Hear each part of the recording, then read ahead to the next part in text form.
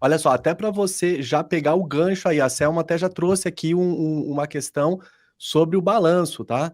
Então, olha só, Uhum. vou participar de um processo no dia 5 e ainda tenho o meu balanço de 2021. É pelo SPED. Pela lei, posso apresentar ainda o de 2020? Então, pegando o gancho aí da sua explanação. Selma, esse é um assunto polêmico, viu? É, polêmico por dois motivos. Primeiro, geralmente o edital ele não especifica muito bem qual que é o exercício do balanço que você tem que apresentar. E, na prática, existe uma discussão de até quando o balanço do exercício anterior seria válido, se é até o mês de abril ou se é até o mês de maio, que é inclusive um dos pontos que a gente aborda nesse artigo. Eu, como defendo essa bandeira de atuar preventivamente, tenho como orientação para os clientes do Cone Estação sempre trabalhar com um prazo de abril. Apesar de não concordar, viu? Na minha opinião pessoal, o SPED, ele é plenamente válido para que você utilize no mês de maio. Mas existem entendimentos, inclusive jurisprudenciais, de que o balanço patrimonial ele tem a validade só até o último dia útil de abril.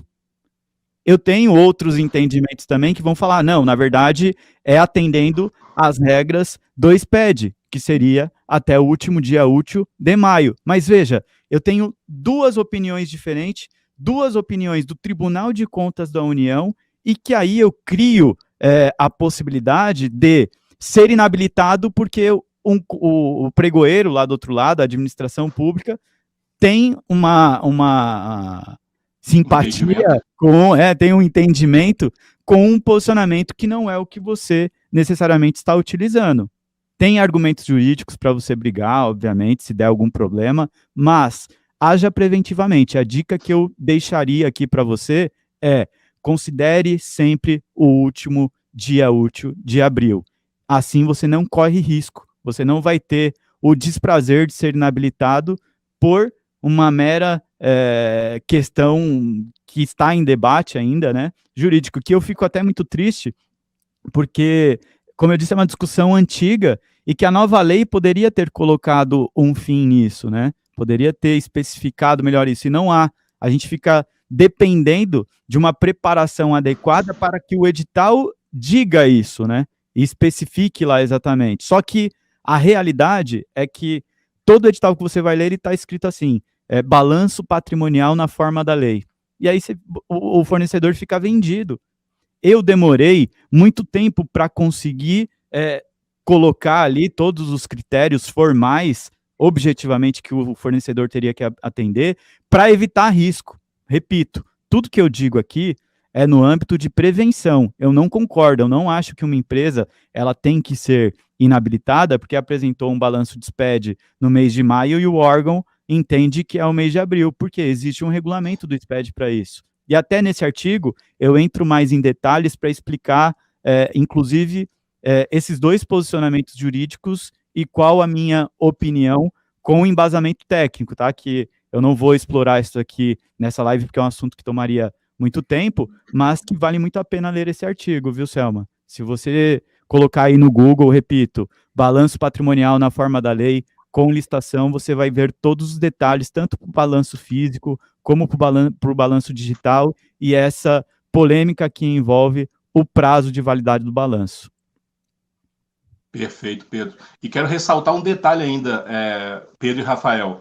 Isso que a gente está discutindo agora, na eventualidade de termos dúvida quanto ao que o edital pede, por favor, não vamos discutir isso no recurso, não.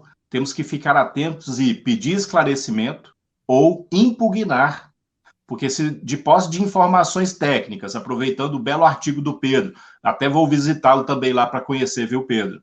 E com base no que a gente complementa de conhecimento próprio, com o auxílio, por exemplo, de uma boa assessoria contábil, porque olha o que o Pedro teve que fazer, ele teve que investigar, estudar questões muito técnicas da contabilidade pública, da contabilidade privada, para construir o seu raciocínio e utilizar em licitação.